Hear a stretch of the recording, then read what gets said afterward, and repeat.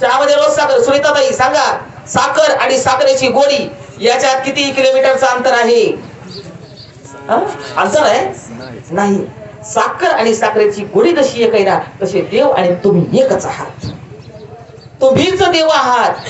शास्त्राचा सिद्धांत आहे, देवाची बरे देवाची बरे. तू काय म्हणे खरे तुम्ही, अरे तुम्हीच देव आहात. पण आम्ही देव आहोत असं वाटतं का आम्हाला? न वाटण्याचं कारण काय? अज्ञान.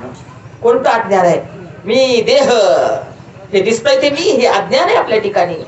तर आपल्याला आतली वस्तू कळत नाही ना, हो. आपल्याला आत काय आहे हे कळत नाही.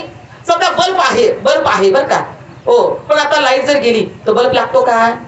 नाही. मग आता बल्ब महत्वाचा आहे का वीज महत्वाची आहे? बल्ब महत्वाचा आहे, पण कधी बल्ब महत्वाचा आहे? त्याच्यामध्ये वीज असेल तर. लाईट जर गेली तर बल्बला काय किंमत आहे? काहीच किंमत नाही. म्हणजे लाईट शिवाय बल्बचा प्रकाश नाही, हो. तसं आमचं हे शरीर ज्याच्या सत्तेवर चालतंय ना, हो. मग बल्ब आणि विजेची विद्युत प्रवाह जो आहे तो एक आहे का दोन आहे? वेगळा आहे की? लाईट गेली तर बल्ब आहे, लाईट गेली. तसे आमच्या लाईटी कुणामुळे आहेत? हे आमच्या ह्या लाईटी आता चालू आहेत. पाहणं, ऐकणं, बोलणं, चालणं हे कुणामुळे आहे? तो जर निघून गेला तर? निघून गेला वारा, खाली राहिला पसारा. तो निघून गेला तर? आपल्यातली शक्ती निघून गेली तर? मग ही शक्ती नेमकी कोणती शक्ती आहे? आणि या शक्तीबद्दल आपल्याला काहीच कळत नाही. याचं कारण काय? आपलं त्याच्या ठिकाणी अज्ञान आहे, हो. अज्ञान आहे. मग आता अज्ञान जाण्याकरता काय करावं लागेल? समजा आता आपण पुण्याला कामाला आहे की नाही, घर बंगला बांधून ठेवलं, खूप मोठा बंगला बांधला आणि बंगला बांधला आणि आपण पुण्याला नोकरीला गेलो. 1 वर्षभर काय केलं? 1 वर्षभर बंगला बंदच होता. बंगल्यामध्ये लाईट वगैरे काहीच नाही. तर का जायचं, लाईट काढून घेतली. लाईट काढून घेतली कारण का बिल यायला नको. वर्षभर लाईट नाही बंगल्यामध्ये. आणि मुंबईला कामाला निघून गेला. वर्षानं आला यात्रेला. आल्यानंतर पाहिलं तर सगळीकडे घरामध्ये अंधारच अंधार. आता तो अंधार कशाने जाईल? अंधार कशाने जाईल? प्रकाश केला तर जाईल ना. बरं कधी जाईल? हळूहळू जाईल का डायरेक्ट जाईल? हळूहळू जातो का? नाही. आता मी जातो बरं का, आता तुम्हाला सांगून, आहे की नाही, हो. आधी थोडा गेला, मग थोडा गेला, असं आहे का? नाही.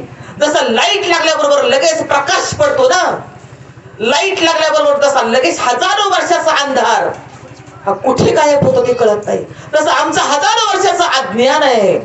आणि हजारो वर्षाचं अज्ञान जाण्यासाठी, हजारो वर्षाचं अज्ञान जाण्यासाठी काय करावं लागेल? ज्ञान व्हावं लागेल, है की नाही? ज्ञान व्हावं लागेल. कारण साधू संत सांगतात की अज्ञान जाण्यासाठी ज्ञानच व्हावं लागेल. पण ज्ञान, आपल्याला ज्ञान नाही का?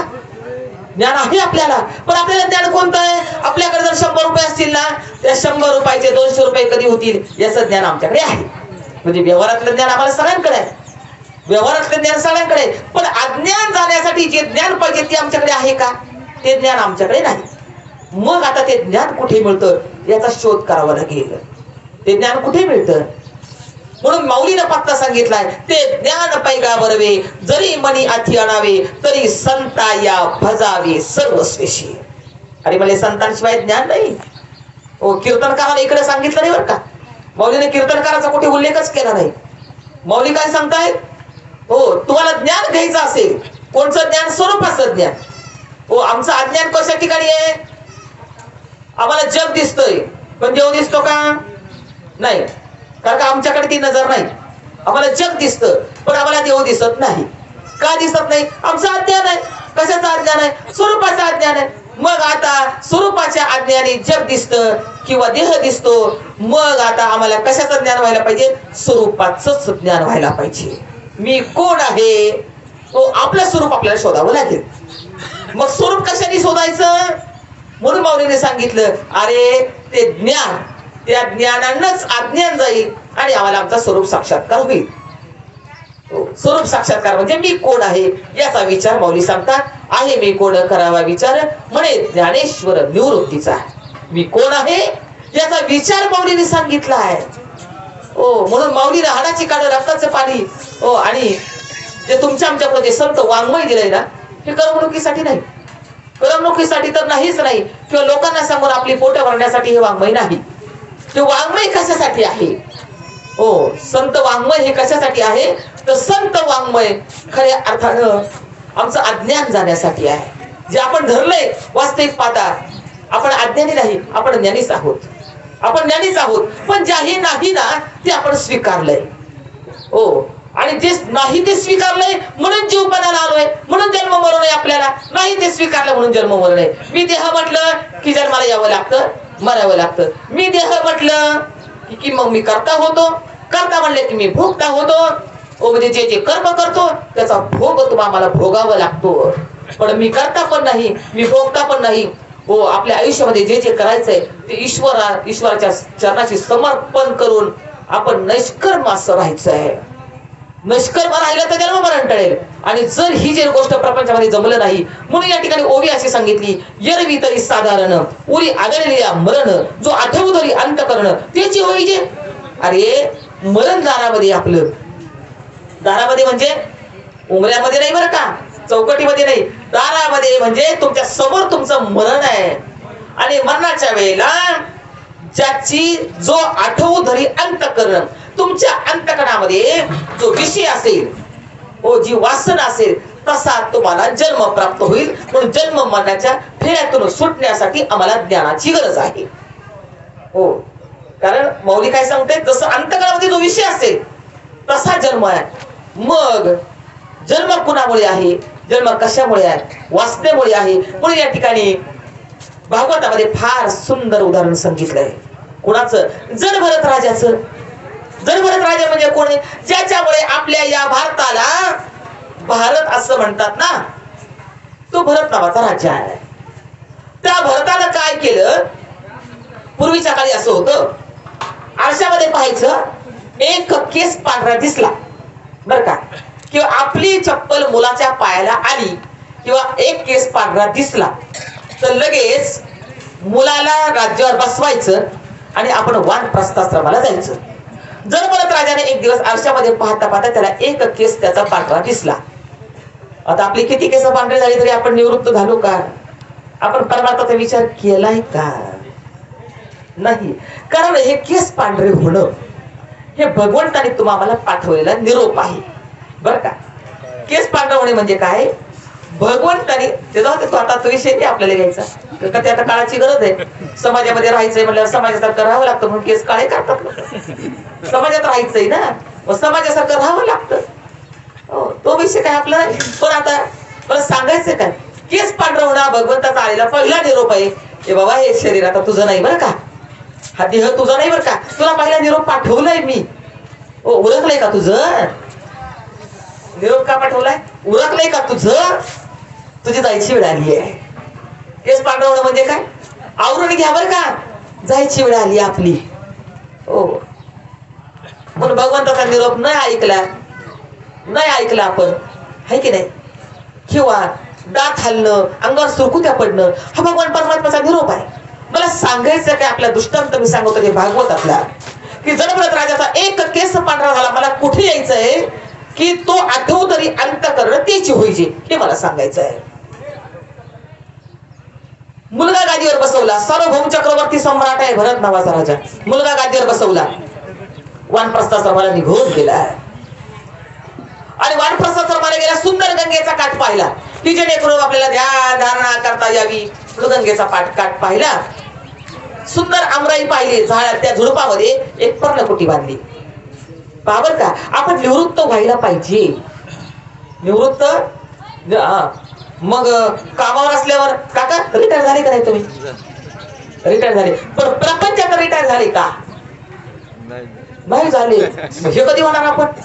इकडून रिटायर, सरकार सांगतोय रिटायर म्हणजे आता तुम्ही काही कामाचे नाही. मग काही कामाचे नाही काय? मग काय प्रपंच हिरिरीने करायचं का? प्रपंचाच्या कामाचे राहिलेत का तुम्ही आता? नाही नाही. मग तो जडभरत नावाचा जो राजा आहे ना, त्या राजानं काय केलं?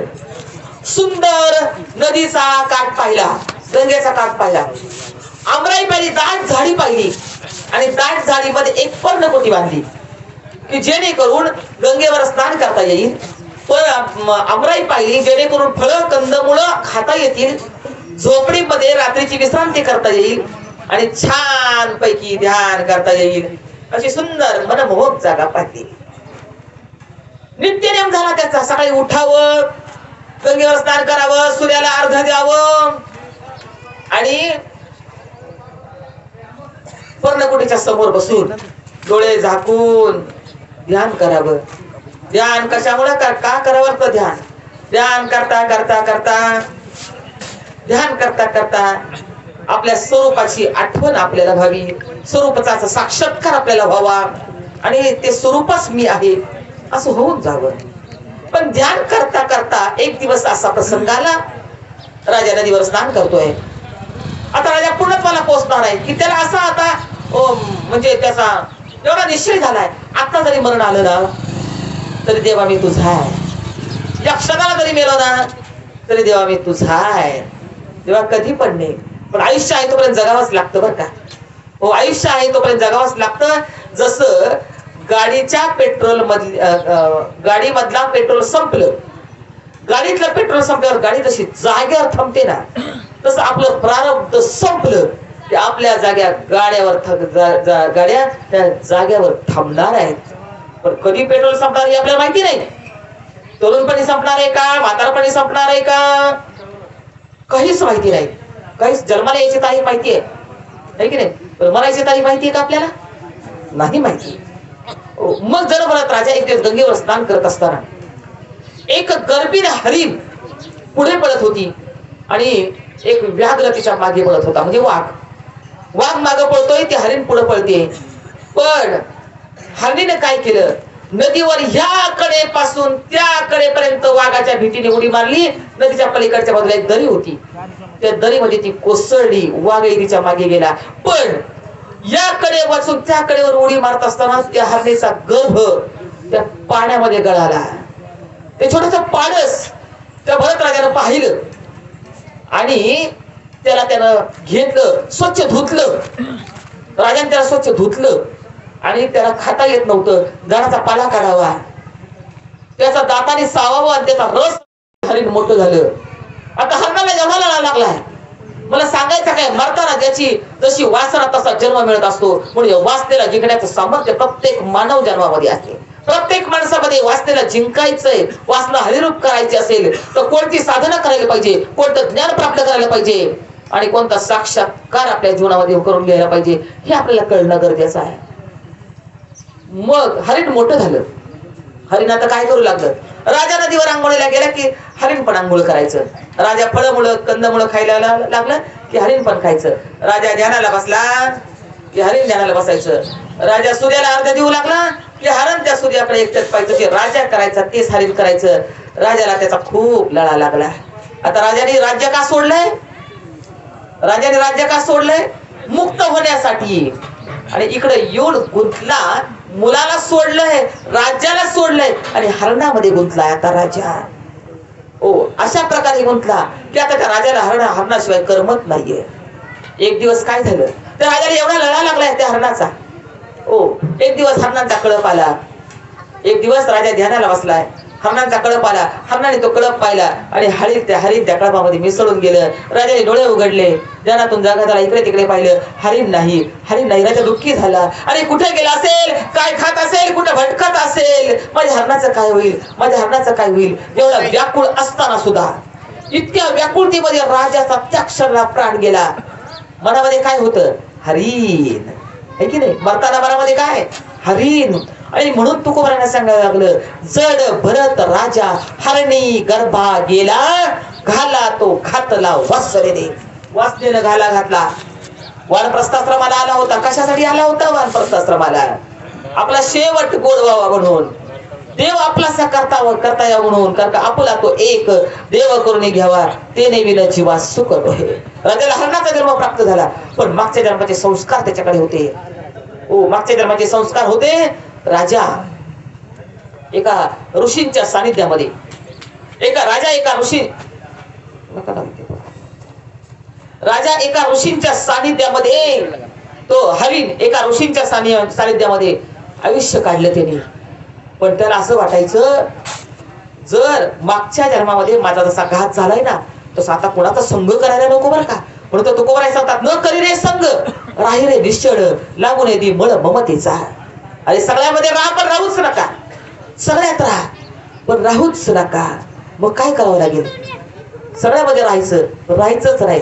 जसं दुधातच तूप असतं, दुधामध्ये विरजण टाकलं, विरजणाचं दही तयार झालं, दह्याचं घुसळण केलं, ताक बाजूला निघालं, लोणी बाजूला निघालं.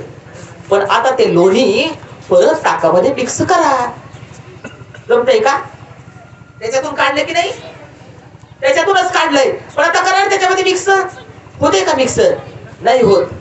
लोणी ताकातूनच काढलं, दह्यातूनच काढलं, पण आता त्याच्यामध्ये तसं मिक्स होत नाही. ते वरती तरंगत राहतंय. त्याच्यातूनच काढलं पण त्याच्यातच तरंगतंय. तसं आपण प्रपंचाशिवाय राहू शकत नाही. आपण प्रापंचिक माणसं आहोत, प्रपंचातच राहावं लागेल. ज्ञान झालं म्हणून भगवत पांघरून हिमालयात जाता येणार नाही आपल्याला. ह्याच्यातच राहायचं, याच्यातच राहायचं. पण कसं राहायचं ते सांगतात.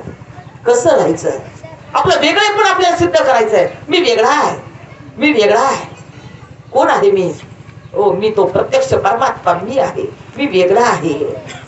पण ओ मी परमात्मा असताना सुद्धा हे शरीर नावाचं टर्कल आपण घेऊन आलोय. का हे शरीराचं टर्कल आपल्याला का मिळालं? कारण येण्याची शरीरे शरीरा येणे सरे किंबहुना येण धारे चिरापडे. याच देहामार्फत मोक्ष मिळतो, याच देहामध्ये मोक्ष मिळतो. याच देहामध्ये भक्ती करता येते, या देहामध्ये गुरु करता येतो, या देहामध्ये माळ घालता येते, या देहामध्ये आत्मज्ञान प्राप्त करून घ्यावं लागतं, आणि याच देहामध्ये ध्यान करता येतं. काही वर्षांनी ध्यान केलेलं पाहिजे नाही. याच देहामध्ये ध्यान करता येतं. ध्यान कशासाठी करायचंय?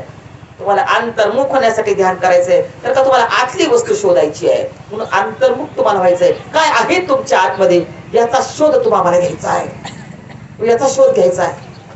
शोध घेण्यासाठी म्हणजे धनवतकोनी शोध घेतला हो.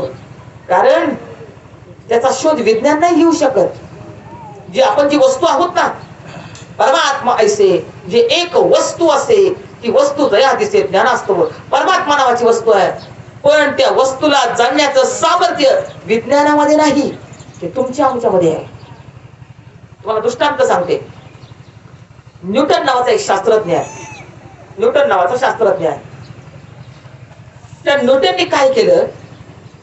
जमिनीवर पडलेली एक वस्तू घेतली, वरच्या बाजूला फेकली, वरती फेकली की ती वस्तू खाली आली. त्याला थोडं नवल वाटलं, वरती फेकलेली वस्तू वरती राहायला पाहिजे होती, ती खाली काय येते? म्हणून परत दुसऱ्यांदा घेतली, परत वरती फेकली, परत ती वस्तू खाली येते. त्याला परत अजून एकदा कुतूहल वाटलं, परत त्याने ती वस्तू घेतली, परत वरती फेकली, तरी ती जमिनीकडे परत आली. मग त्याने काय ठरवलं? वरती फेकलेली वस्तू कोणती वस्तू जमिनीकडे परत येते. म्हणजे याचा अर्थ काय? जमिनी पोटामध्ये, पृथ्वीच्या पोटामध्ये गुरुत्वाकर्षण नावाची शक्ती आहे. आता मला तुम्हाला एक प्रश्न असा विचारायचा आहे, गुरुत्वाकर्षण नावाची शक्ती ही न्यूटननी शोध लावल्यावर तयार झाली का ती अगोदरपासूनच आहे? अगोदरपासून आहे. शोध कोणी लावला? न्यूटनने लावला. आहे त्याचा लावला का नाही त्याचा लावला? आहे त्याचा लावला, आहे की नाही? नाही त्याचा शोध नाही लावत. शास्त्रज्ञ काय करतात? जे नाही त्याचा शोधच नाही लावत, फक्त जे दिसतंय ना, समोर वस्तू दिसली ना, ते त्याचा शोध लावतात. तो अणुरेणूचा शोध. म्हणजे तो कुमाराने लावला. दिसतोय का अणुरेणू तुम्हाला? आता आहे की नाही वातावरणामध्ये? पण तुकोबाराय काय सांगतात? अणुरेणू या ठोकळा, जे दिसत नाही, अणुरेणू दिसत नाही, त्या डोळ्याला कुठे दिसतात? शास्त्रज्ञ काय करतात? जे दिसतंय त्याचा शोध लावतात. म्हणजे साधू संत काय करतात? ते दिसत नाही त्याचा शोध लावतात. देव दिसतो का? समजा आता मी तुमच्या पुढे बोलता बोलता अटॅक आला आणि मी गेलेच, आहे की नाही? हो, अटॅक आला आणि मी पहिल्या अटॅक मध्ये गेले. तुम्ही काय म्हणताल? ताई बोलता बोलता गेले, ताई बोलता बोलता गेले. आता तुम्ही सगळेजण बसले, जाताना कोणी कोणी पाहिल्या. तुम्ही काय म्हणणार? ताई बोलता बोलता गेल्या. जाताना कोणी कोणी पाहिल्या? नाही पाहिल्या. तुमच्या डोळ्यात देखत गेले ना? पाहिलं नाही तुम्ही जाताना? का बरं नाही पाहिला? अरे ती शक्ती अव्यक्त आहे, तो परमात्मा आहे. तो परमात्मा आहे. तो परमात्मा कसा आहे? अव्यक्त आहे, आणि अव्यक्त रूपाने आता आपल्या देहामध्ये आहे, म्हणून आपण बसलोय. पण मरताना अगदी कडे गराडा जरी घातला असताना कुणी पाणी होतंय, कुणी दूध घालतंय, आहे की नाही? आणि तेवढ्यामध्ये ज्याला दूध घालतंय तो माणूस गेला. जाताना एवढे सगळे गराडा घातले, पण कुणी पाहिलं नाही, फक्त आरडाओरडा केला, गेले, सगळीकडे फोन केले, गेले, आणि एवढे बसले होते तरी जाताना दिसलं नाही. अरे तोच तर देव आहे ना, तोच देव आहे. आणि त्याला शोधण्यासाठी माणसाचा जन्म आहे, प्रपंच करण्यासाठी नाही आलो आपण. प्रपंचाचा कुत्रे मांजराचा सुद्धा प्रपंच आता चालू आहे सध्या. किती पिला होता डुकरीनीला, होतात की नाही? खात नाहीत ते चिमणीला किती पिला होतात? तिने कधी काही पोती भरून साठवलीत का? होत नाही त्याचा प्रपंच, वाढत नाही तिची पिल्ल. आपण आपली पिल्ल वाढवतो, यात काय नवल? यात काय नवल केलं तुम्ही? साधू संत सारे, हा प्रपंच आहे ना, हा मिथ्या आहे. त्या मिथ्या प्रपंचाच्या तुम्ही आम्ही नादी लागलो. मिथ्या आहे सगळं, कळेल तुम्हाला. मिथ्या आहे कधी कळेल ना? मुलांच्या नावावर शेती करून दिली ना की तुमची जागा गोठ्यामध्ये. मुलांच्या नावावर बँक बॅलन्स संपला तुमचा, हो, तुमची जागा शेतातल्या कोठ्यावर. मग कसे हात सगळे कसे आपल्या आजूबाजूला असणारे? जोपर्यंत आहे ना हातात तोपर्यंत सगळे हो असतील शीतात जमतील भूत. आणि जर नसलं ना काही नाही राजा. आणि सगळ्यांचं तेच आहे, तुमचं तसं ते माझं तेच होणार आहे. पण नेमकं आपलं कोण म्हणतो साधू संतांना? हे अरे जे तुझा आहे ना, जो तुझा आपला आहे ना, जो तुझा अधिकार आहे किंवा तुझा जो आपला आहे ना, तो कोण आहे म्हणतो? म्हणतात आपला तो एक देव करून घ्यावा. अरे तुझा फक्त तोच आहे, परमात्माच तुझा आहे. आणि तू परमात्माच तू आहेस, परमात्मा तूच आहेस. आणि ह्याचा शोध करण्यासाठी अनंत जन्म फिरून, किती जन्म झाला फेरा गणित नाहीची दातारा, किती एक जन्म फिरलोय हो. आणि स्वतःचा शोधासाठी आलोय. स्वतःचाच शोध तुम्हाला करायचा आहे, स्वतःचा शोध करायचा आहे. मग स्वतःचा शोध म्हणजे काय? त्या देवत्वाचा शोध आहे, त्या परमत्वाचा शोध आहे. आणि तो शोध करण्यासाठी तो शोध तर विवेकानंदाने सुद्धा केला बरं का. विवेकानंद सुद्धा शोध नाही स्वतःला. कोणीतरी रामकृष्ण नावाचा देव दाखवतोय असं कळलं. आणि म्हणजे या जगामध्ये कोणता देव? आता म्हणजे मोबाईलचा जमाना, इंटरनेटचा जमाना, कशाचा देव आणि कशाचा धर्म? आम्ही करतो, आम्ही खातो, आम्हाला काही कोणी देत नाही. देव काही आम्हाला देत नाही, आम्हीच करतो. पण ज्याच्या सत्तेवर करतो ती सत्ता आपण ओळखत नाही ना. कोणाच्या सत्तेने सगळं करतोय हे जाणत नाही. मग कुणीतरी रामकृष्ण नावाचा देव दाखवतोय असं कळालं. देव दाखवते म्हटल्यानंतर विवेकानंदांना म्हणले, अरे या कलियुगात तर देव नाही, आणि असा कोणता बुवा आहे की आता देव दाखवणार आहे? कुणीतरी चार माणसं एकत्र बोलताना पाहिली, पण जरा जोर देऊन बोलताना पाहिजे. अरे खरंच तो बुवा देव दाखवतोय, आणि बुवा देव दाखवणारच पाहिजे बरं का. हो, कीर्तन करून बांधला फेटा, आहे की नाही, मारला चाटा, गोळा केल्या नोटा, असा बुवा नको. देव दाखवणारा बुवा पाहिजे.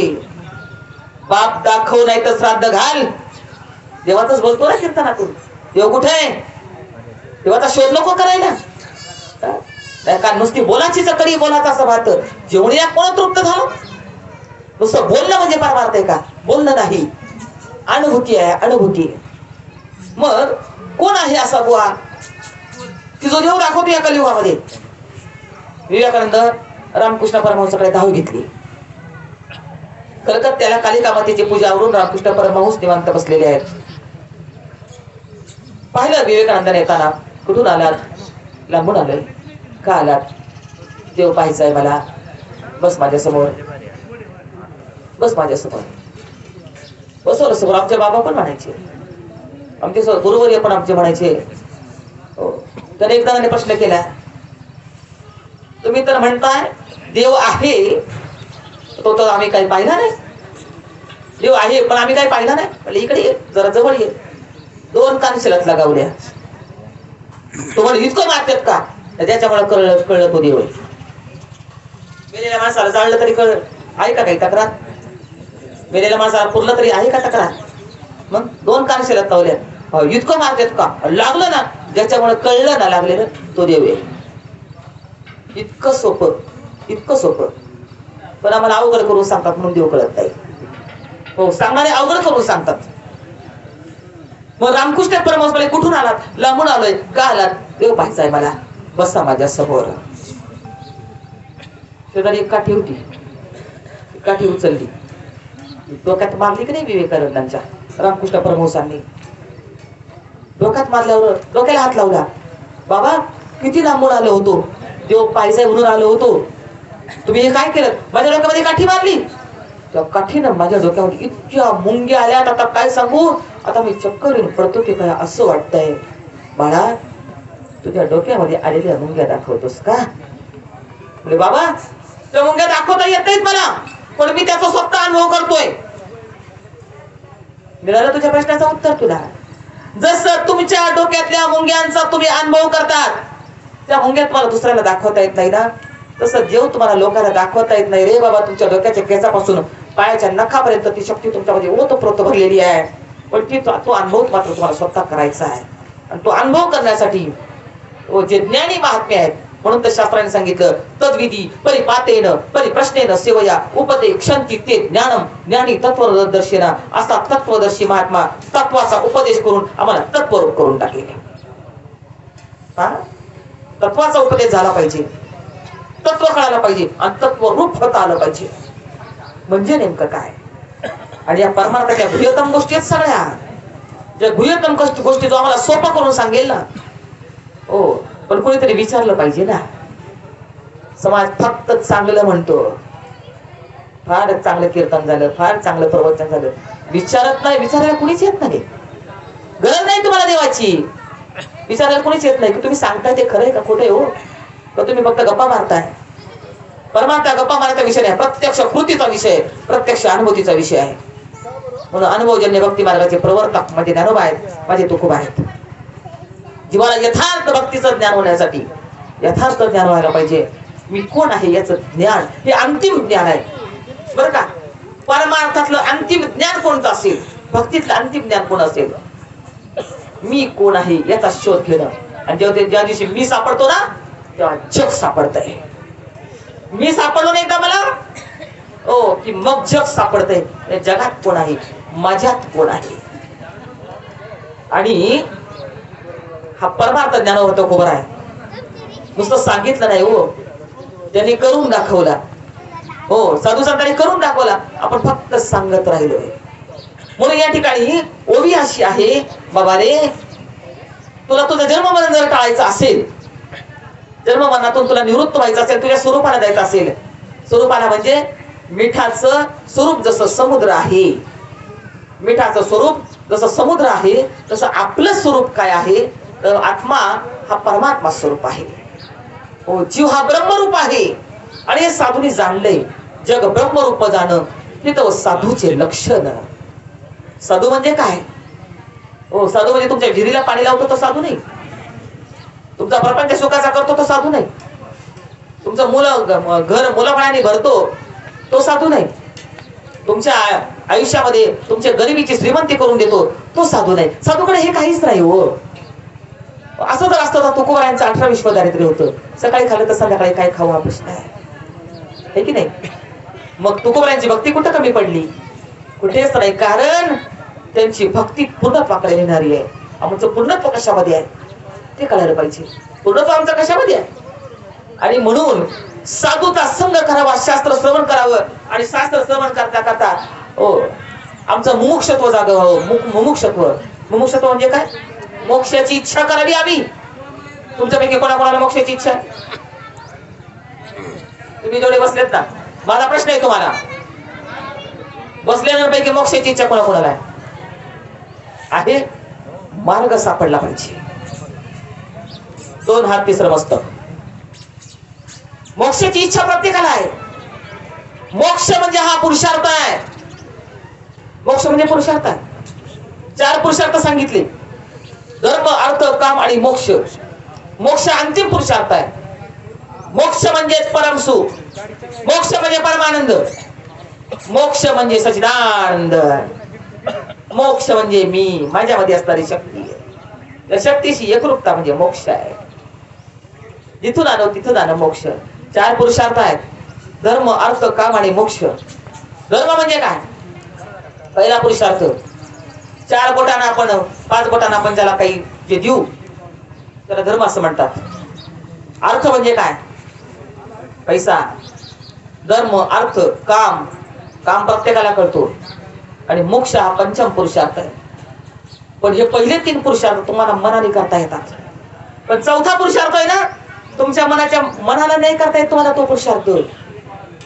म्हणून तर माऊली सांगतात ना, मनोमार्गे गेला तो तिथेची मुकला, हरिपाठी स्थिरावला तोची धन्य. हरिपाठ काय सांगतो? संतांची संगती मनोमार्ग गती आकडावा श्रीपती येणे पंते. संत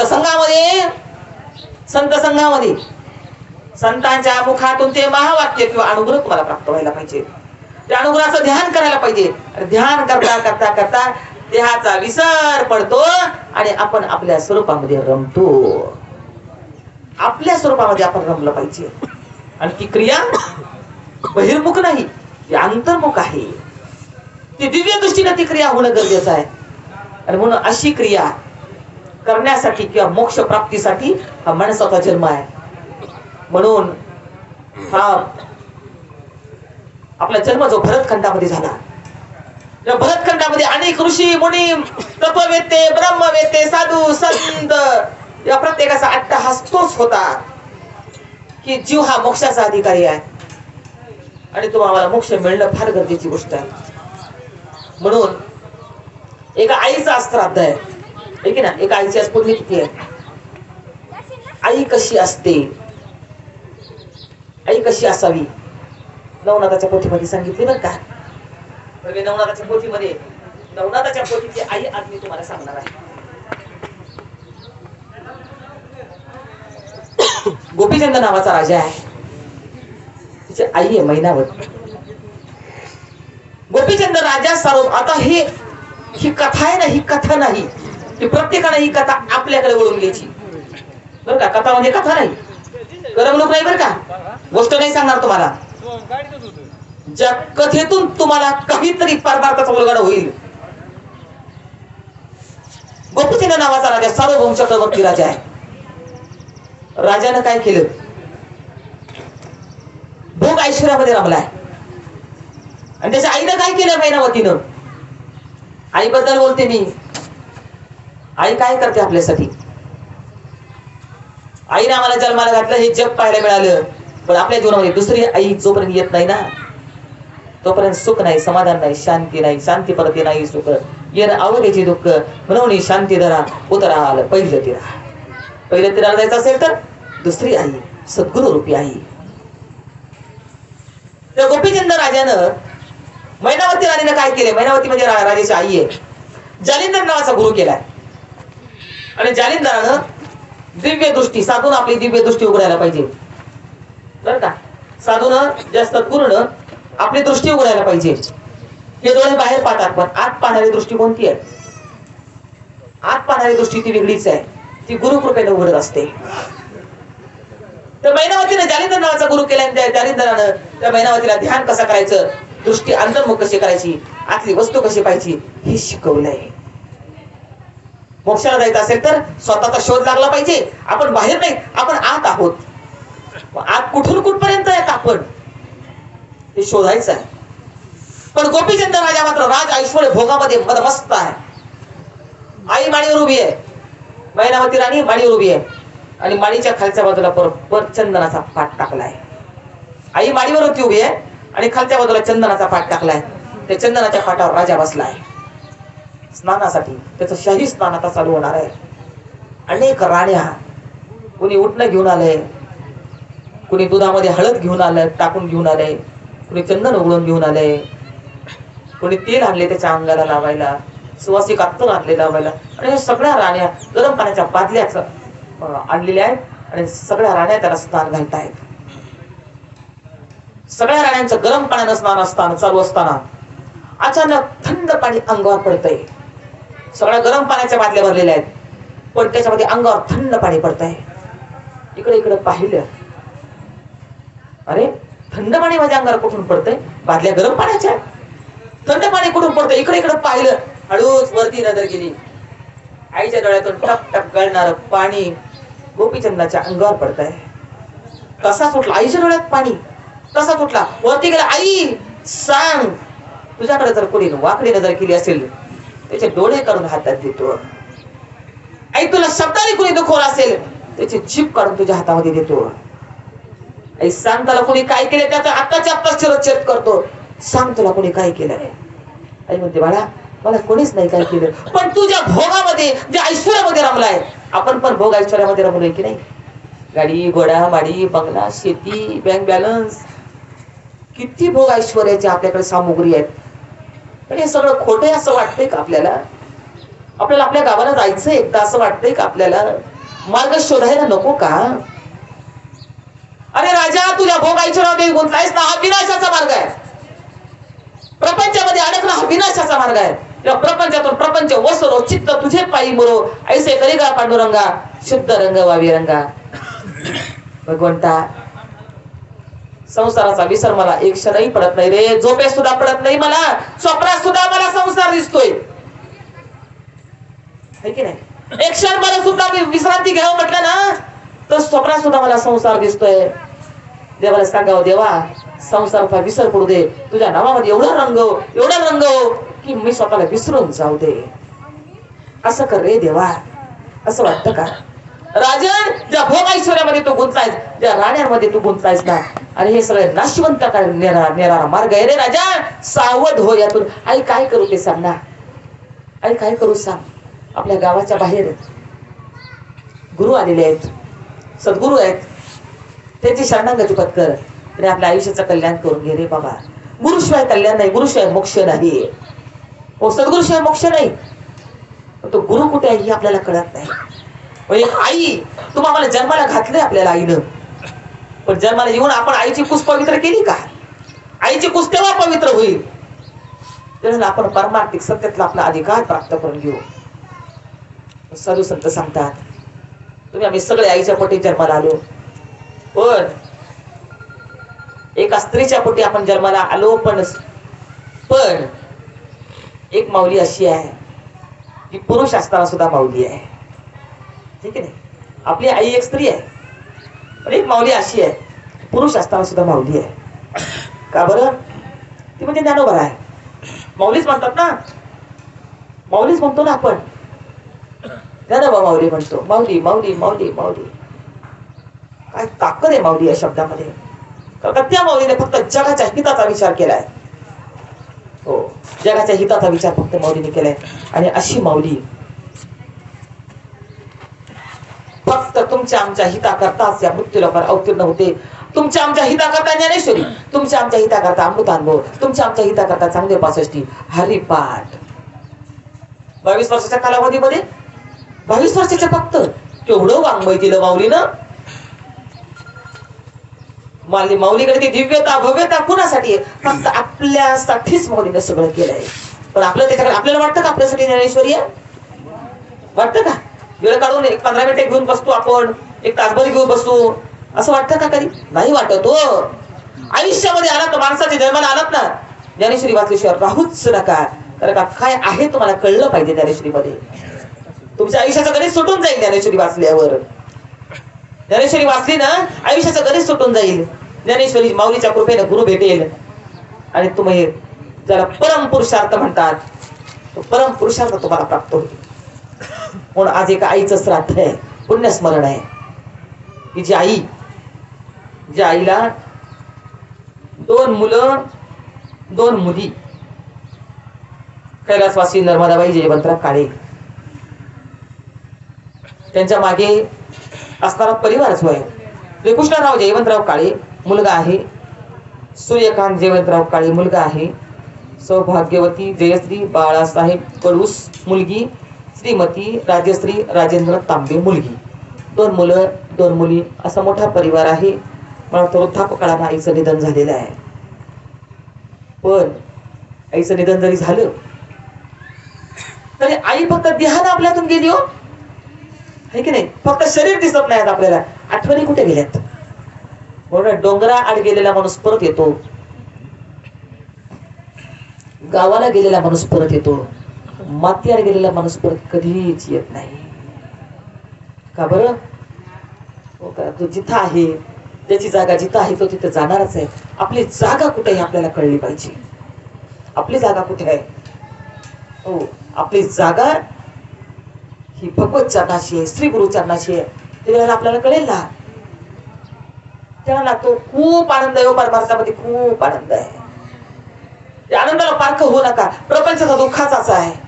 दुःखाच्या लाटाची लाटा प्रपंचामध्ये, परमार्थामध्ये फक्त आनंद आहे. त्या आनंदाला विन्मुख होऊ नका. हो, त्या आनंदाला सन्मुख व्हा. तर ते आनंद म्हणजे आपलं स्वरूप आहे. आपण आनंद स्वरूप आहोत. आपण सच्चिदानंद घन आहोत. देह माझा नाही, देह काळाचा आहे. पण मी मात्र मरणारा नाही, मी जन्माला येत नाही आणि मी मरत नाही, अशी माझी स्थिती आहे.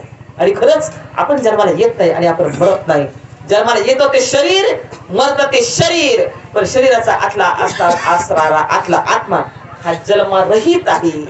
तो जन्माला येतच नाही. आणि मी आत्मस्वरूप आहे. म्हणजे मी जन्माला येत नाही, आपण मी मरत नाही. पण कधी होईल? वासना हरिरूप केलं तरी होईल. या ठिकाणी ओवी काय आहे? एरवी तरी साधारण उरी आढळले मरण, जो आठव तरी अंतकरण तिचे होईजे. जैसा कवणू एको काकुरती पळता पवन गती, तू पावली औचिती हा माझी पडी गेला. आता या पडनया अरवते, पडना चुकवया परवते, नाही म्हणून तेथे पडावीची लागली. देवी मृत्यूशेनी अवसरी एके, जे येऊन जीवासमोर टाके, ते होणे न चुके भलतया परी. आणि मग जागता जव असीजे, तव तेने ध्याने भावना भावीजे, डोळा लागत हो देखीजे तेचे स्वप्न. माऊली मावळ्या सांगतात की मरणी जयाचे आठवे, तो त्याची गती ते पावे.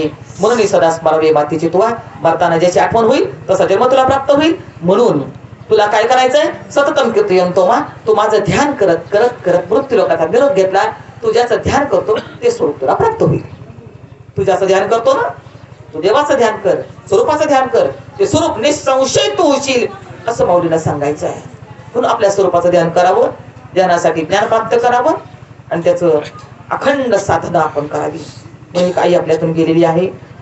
आता हा विषय जर पाहिला, विषय न संपणार आहे बर का. ज्ञानेश्वरी म्हणजे एवढी विषय नाही ना की मी 1 तासात सांगितलं आणि ती संपली ज्ञानेश्वरी, असं आहे का? काही असं होऊच शकत नाही. कारण ज्ञानेश्वरी म्हणजे संपूर्ण आपलं आत्मचरित्र म्हणजे ज्ञानेश्वरी आहे. हो, आत्मचरित्र म्हणजे ज्ञानेश्वरी आपली.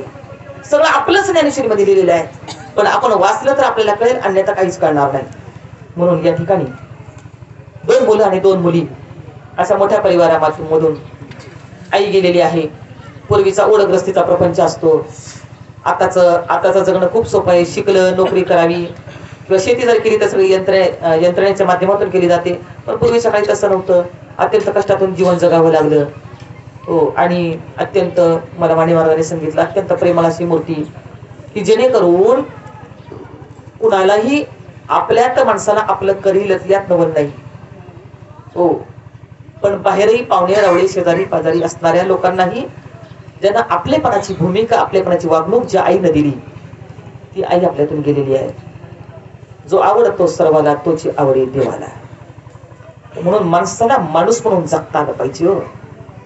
माणसातलं माणूस पण जागा राहिलं पाहिजे. माणसातला माणूस पण कधी जागा होईल? त्याला खरं अध्यात्माची गती त्याला मिळेल. त्यावेळेला अध्यात्माची शक्ती आपल्यामध्ये कधी अवतरणार आहे? हो, ती शक्ती अवतरित करण्याकरता तर सद्गुरू तुमच्या जवळ असतात, पण आपल्याला दिसत नाही. ती शक्ती त्यांना तुमच्यामध्ये अवतरित करायची आहे. तुमच्यातली शक्ती जागी करायची आहे. ज्याला ब्रह्मशक्ती म्हणतात, ज्याला चैतन्य शक्ती म्हणतात, त्या शक्तीला साधूला तुमच्यातल्या शक्तीला जाग करायचंय. ती शक्ती एकदा जागी झाली ना, हो, मग स्वरूप साक्षात्कार आहे. ते स्वरूपच मी आहे. मी चैतन्य गण आहे, मी ब्रह्मस्वरूप आहे, मी सदैव आहे. अशी साधना कुठेतरी आपल्याला शिकवावी. त्या साधनेवर आणून राहावं.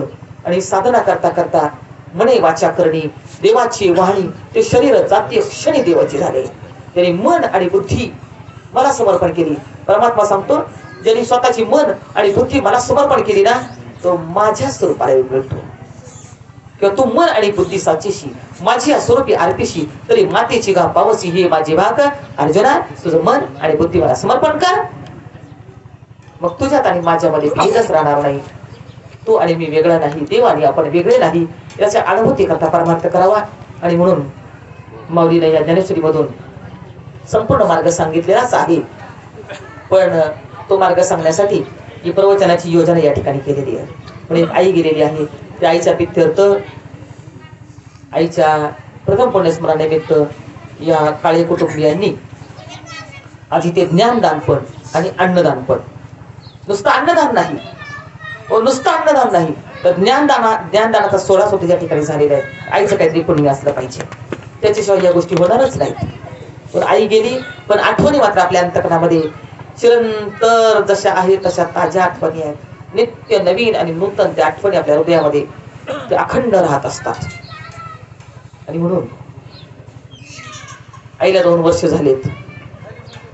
दुःख प्रत्येकालाच होतंय, पण दुःखातून सावरण्याची शक्ती, बुद्धी, सामर्थ्य त्याच्या कुटुंबियांना भगवान परमात्म्याने द्यावं, ही परमात्म्याच्या चरणाशी विनंती करून या सेवेला या ठिकाणी पुढारून देते.